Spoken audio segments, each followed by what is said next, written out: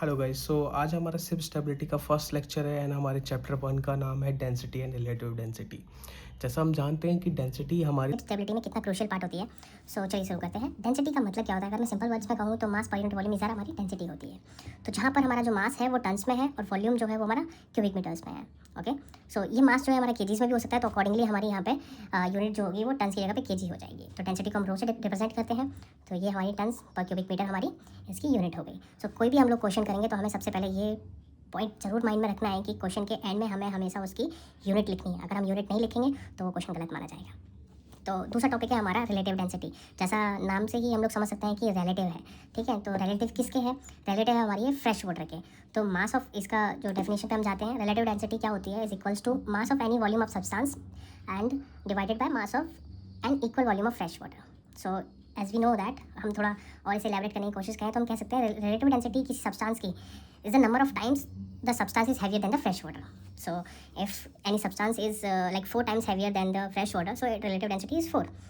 So in other words, we can say that also relative density of a substance is equals to density of that substance divided by the density of fresh water considering a volume of 1 metric cube। अगर इसको हम तो चलिए इसे कुछ example से समझते हैं। फॉर एग्जांपल, जो हमारा सॉल्ट वाटर होता है उसकी डेंसिटी कितनी होती है? 1.025 tons cubic metres. Okay, tons per cubic metres. So density of fresh water क्या होती है? 1। तो रिलेटिव डेंसिटी क्या हो जाएगी हमारी? याद कीजिए, फॉर्मूले से हमारा क्या था? Density of that substance divide by density of fresh water. So equals to आ जाएगा 1.025। तो this is R D of salt water. So एक और एग्जांपल है हमारा fuel oil. Okay, fuel oil की डेंसिटी क्या होती है? 0.950 okay tons per cubic metre. तो आर डी हमारी क्या हो जाएगी?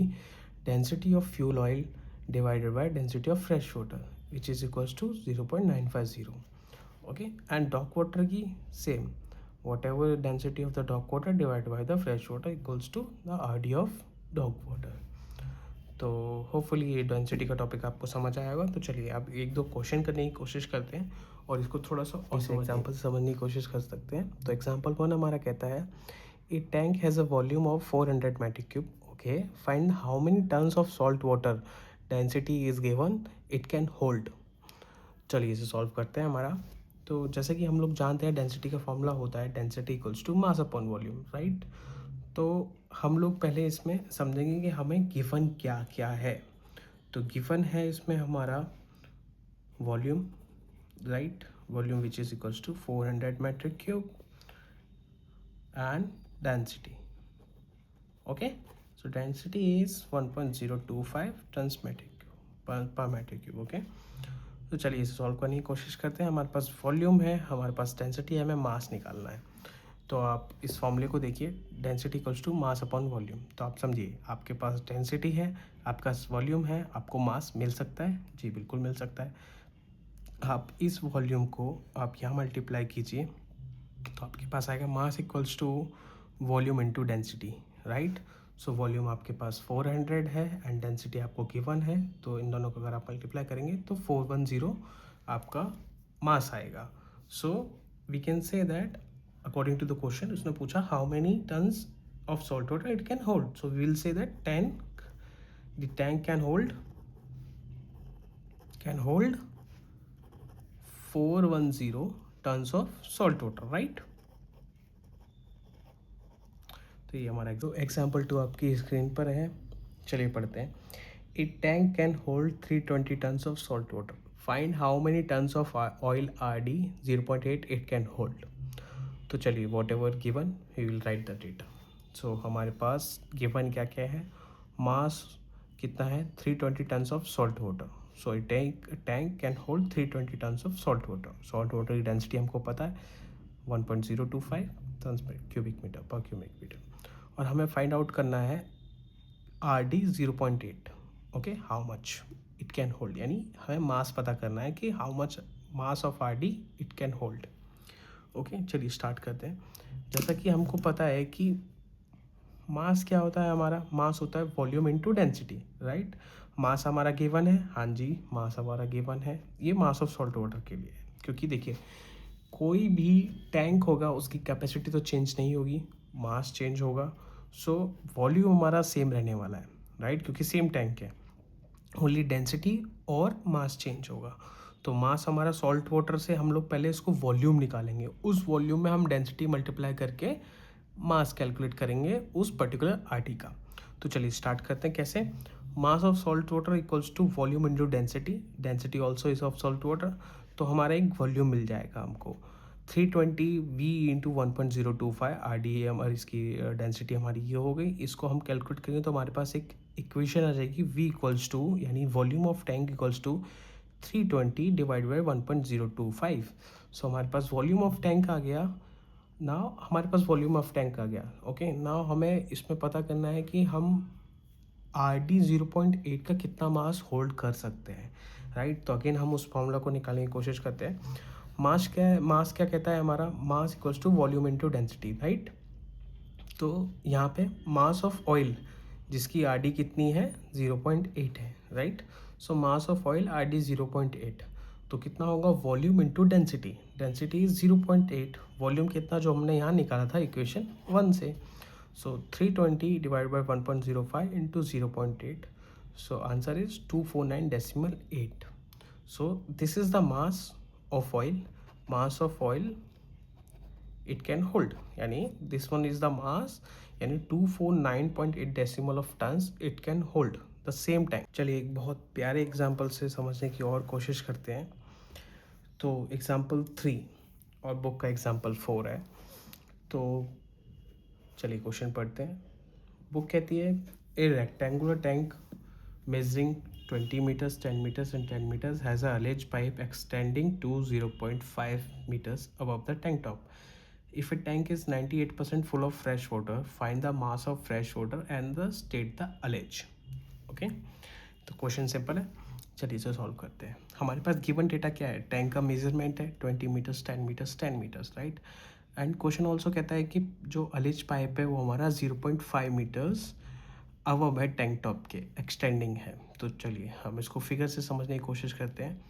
तो ये हमारा कोई टैंक है 20 मीटर्स, 10 मीटर, 10 मीटर, ठीक है, और जो अलेज पाइप है वो 0.5 मीटर एक्सटेंड कर रहा है टैंक टॉप से ऊपर। तो इसमें हमें मास फाइंड करना है फ्रेश वाटर का, कि इस टैंक के अंदर फ्रेश वाटर कितना है और इसका अलेज कितना है। तो जैसे आप जानते होंगे साउंडिंग होती है हमारी कि बॉटम से लेके top most level of the water और whatever substance is in the tank, वो साउंडिंग होती है। और अलेज होती है हमारी फ्री स्पेस, टॉप से लेके सरफेस ऑफ द फ्लूइड, तो वो हमारे अलेज होती है। तो इस केस में हमारी अलेज क्या होगी 0.5 plus whatever free space we have, right. तो चलिए शुरू करते हैं। तो वॉल्यूम ऑफ फ्रेश वाटर, तो जैसे हमको पता है कि वॉल्यूम ऑफ फ्रेश वाटर कितना है 98% ऑफ टैंक है, राइट। तो टैंक 98% हो गया, ये हमारा टैंक का मेजरमेंट हो गया। तो जैसे कि हमको पता है कि मास क्या होता है, मास होता है वॉल्यूम इनटू डेंसिटी। तो मास ऑफ फ्रेश वाटर क्या हो जाएगा हमारा volume of fresh water into density, right. Density of fresh water क्या होती है 1, तो वॉल्यूम हमारा, वॉल्यूम ऑफ फ्रेश वाटर हमारा कितना है विच is 98% of the tank, right. तो हम यहाँ पे अगेन लिखते हैं 98% of the tank into density. तो इसको सॉल्व करने पे हमारा 1960 आ जाता है हमारा mass of fresh water. Hopefully आपको समझ आया होगा। चलिए एक बार फिर से एक बार कोशिश करता हूँ मैं। हमें क्वेश्चन में दिया गया था कि जो वॉल्यूम ऑफ फ्रेश वाटर है वो है 98% of tank capacity, right. Tank capacity is 20-10-10, right, और 98% इसका। तो इसका जो भी 98% होगा वो होगा फ्रेश वाटर का वॉल्यूम, और उस फ्रेश वाटर के वॉल्यूम को अगर हम उसकी डेंसिटी से मल्टीप्लाई कर देते हैं तो हमको मास मिल जाएगा फ्रेश वाटर का, राइट। तो हमारे पास आ गया 1960। तो हमारा फर्स्ट तो हो गया क्लियर कि जो उसने मास ऑफ फ्रेश वाटर पूछा था, तो हमें पता चल गया mass of fresh water. Now allege पे आते हैं हम लोग। तो जैसे कि मैंने आपको बताया, अगर हम इसकी साउंडिंग पता चल जाएगी तो हम टोटल डेप्थ में से माइनस करके उसको हम अलेज निकाल सकते हैं, राइट। अब हमको पता है कि इसके अंदर कितना वॉल्यूम है, फ्रेश वाटर का कितना वॉल्यूम है, 98% वॉल्यूम है, राइट।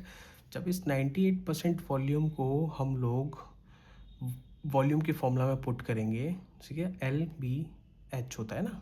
तो हमारे पास लेंथ है, ब्रेड्थ है और हमें हाइट चाहिए होगा. हाइट इज साउंडिंग ना. तो वॉल्यूम ऑफ फ्रेश वाटर हमको पता ही है, हमने यहाँ पे कैलकुलेट किया था, which is 98% of the total tank volume, which is 196 metre cube, right, cubic metres. So which is equals to LBH, right. तो लेंथ हमें पता है, ब्रेड्थ हमें पता है, हमें हाइट पता करनी है. तो अगर हम इस इक्वेशन को सॉल्व करेंगे तो हाइट इज़ 9.8. तो हमें पता लग गया कि भाई ये 9.8 फील्ड है. अगर ये 9.8 फील्ड है तो ऊपर हमारा फ्री स्पेस कितना है, तो अलेज क्या हो गया, अलेज इज हमारा फ्री स्पेस, राइट. तो वॉट एवर इज डेप्थ यानी 10, टोटल डेप्थ कितना था माइनस साउंडिंग जितना उसमें पानी भरा हुआ है प्लस अलेज पाइप की हाइट, वो कितना होगा हमारा फाइनल अलेज होगा हमारा, राइट. तो डेप्थ कितनी थी हमारी 10 मीटर, साउंडिंग हमारी कितनी आई 9.8, इतना ही तो पानी भरा है वॉल्यूम के हिसाब से हमारा, प्लस उसमें एलिज पाइप हमारा कितना है 0.5 मीटर का है. तो जब हम इन सबको कैलकुलेट करेंगे तो 0.7 मीटर्स हमारी फ्री स्पेस आती है. विच मीन्स अगर हम अलेज पाइप से यहाँ से इस अलेज पाइप से till the surface of water, ये हमारा यहाँ से ये 10 मीटर्स था, यहाँ से ये 9.8 मीटर्स है, तो ये कितना हो गया हमारा, ये प्लस ये जो होगा ये हमारा अलेज होगा फाइनल.